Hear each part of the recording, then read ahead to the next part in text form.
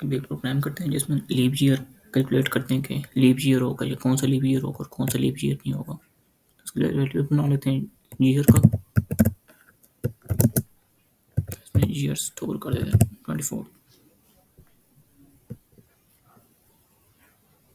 अब कंडीशन लगा के चेक करते हैं कि लीप ईयर होगा या नहीं। इफ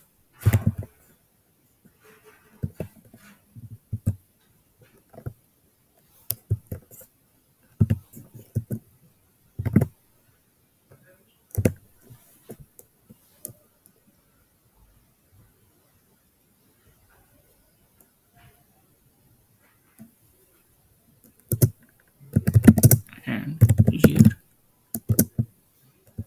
divided by 100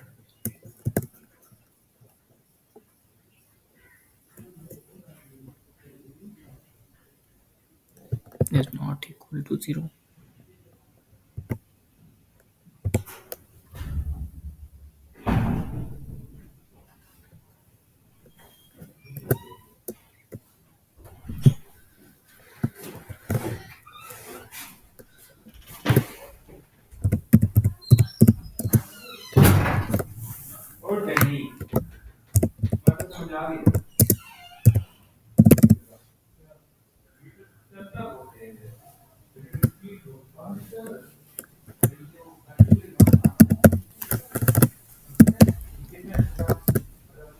प्रिंट करके दिया हमें not a leap year, not a leap year.